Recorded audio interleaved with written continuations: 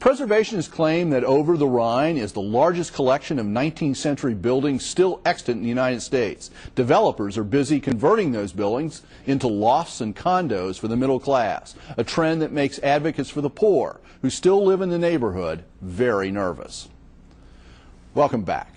The 1970s witnessed the rise of historic preservation, the revaluation of historic properties in the center city, and the rediscovery of urban living after a century of flight to the hilltops and the creation of suburbs. In Cincinnati, those forces focused attention on Over the Rhine, where the region's poorest people have been concentrated.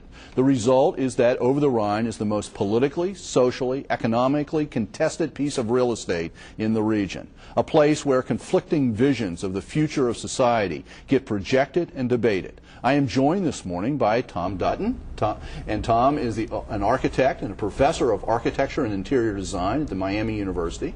Professor Dutton has been active in Over the Rhine People's Movement for 2 decades and is the director of the Miami University Center for Community Engagement in Over the Rhine. Tom, welcome to Newsmakers. Thank you. Might just mention the Miami University Center.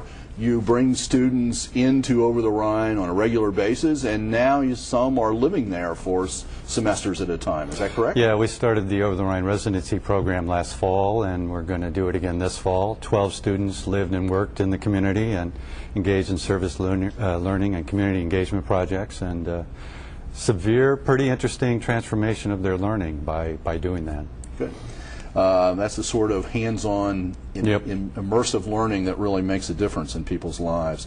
This article that you wrote in the Cincinnati Beacon, by the way, is entitled Indian Reservations, Trojan Horses, and Economic Mix. And people can still find it on Cincinnati Beacon and on the website.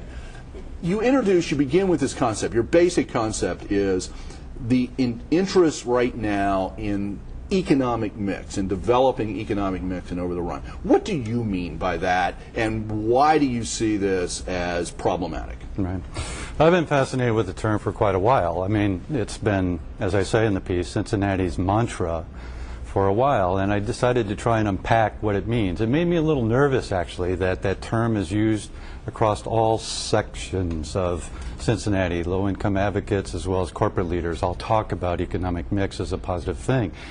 And one of the things that worries me is that we are living at a time where we are now geographically more racially segregated, perhaps, than we've ever been in our history as a country. So what does economic mix actually mean in that context? Is it actually possible? And one of the things I started to do was to do some research, and it came across this person that wrote about the conflict within 1870s in our country between Native Americans and the American mainstream. And the thought was, can American Indians actually be assimilated into American culture? And that was the primary thought. The underside thought, the corollary dark side of that position, was that the only good Indian is a dead Indian. They're heathen savages, primitive. They're not able to be assimilated into American culture, and so the only thing that we could possibly do is to exterminate them, dispossess them of their lands, put them on reservations. I began to think about that relationship and what does it mean in the contemporary situation. So on one hand we have economic mix. Over the Rhine can be everybody's neighborhood. We all can live there. Everybody should be able to live where they would like to live. But then the dark underside of that is a corollary belief of the gripping fear of the inner city. We have a deep, and this is why crime and safety is the #1 issue in Cincinnati. The gripping fear of the inner city. America fears blacks. America fears homeless. And in a sense, what do you do under that kind of condition? And I'm afraid that we're heading towards extermination, dispossession of people's lands. The reservation has become the prison in today's society. You argue in here that those two competing views, mixed communities and this fear of the inner city, and particularly you put it in racial terms, that these are irreconcilable is the term that you use here. Do you think there's no way to make this work?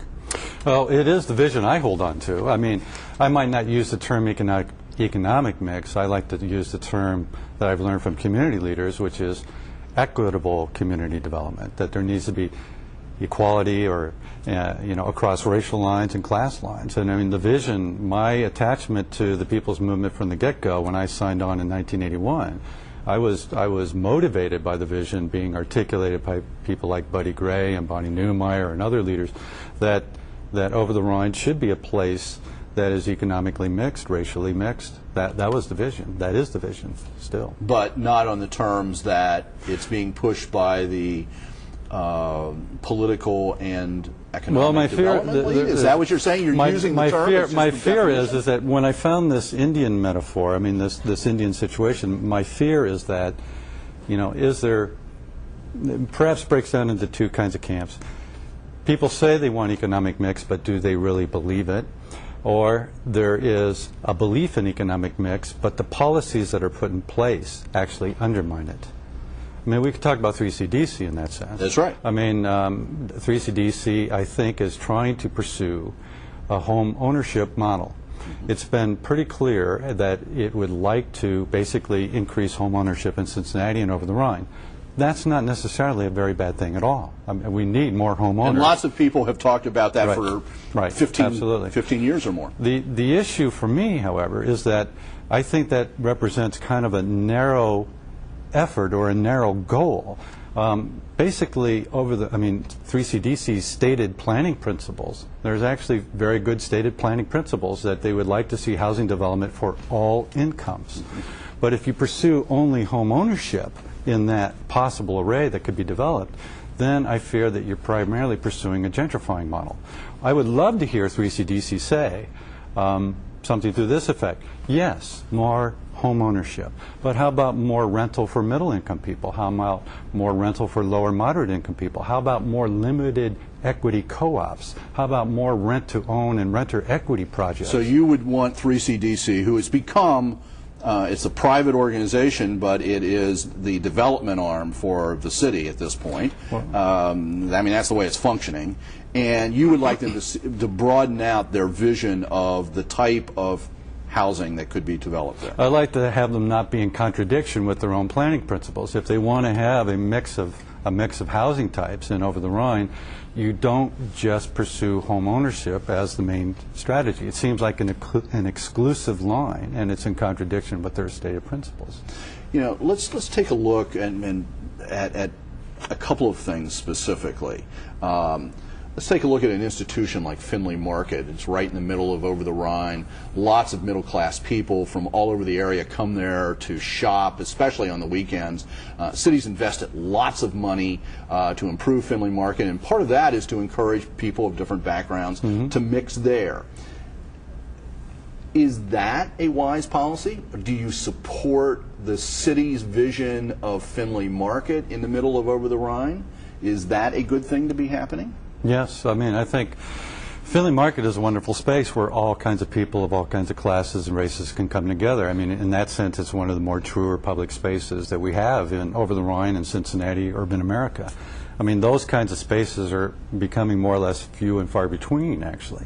So it's not, we're in a situation now where there's been such a depopulation of Over the Rhine. A lot of talk about concentrated poverty, but in a sense, there's been massive depopulation.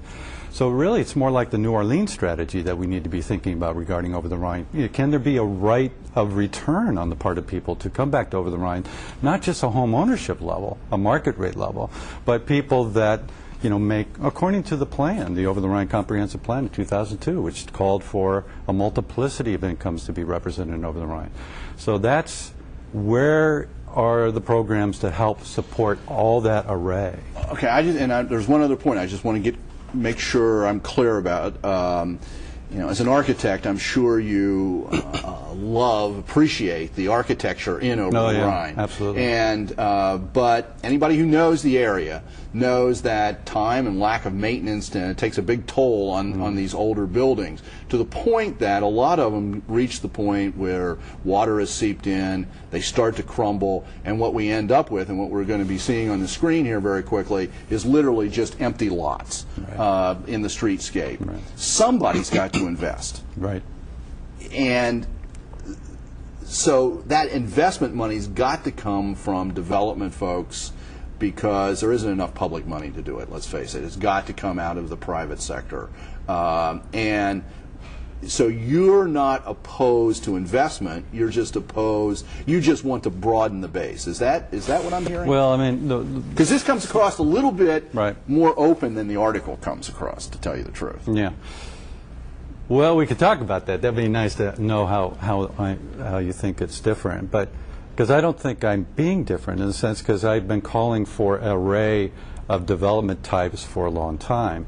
I mean, there does need to be more investment, absolutely. I think I differ with you a little in the sense that I would hope that the government needs to step up. I am not a big believer that the market can save over the Rhine. The market has been very good historically at creating more or less homogeneous geographic sections. This is why we have what we have in, that's what in the neighborhoods American and landscape. suburbs are. That's right.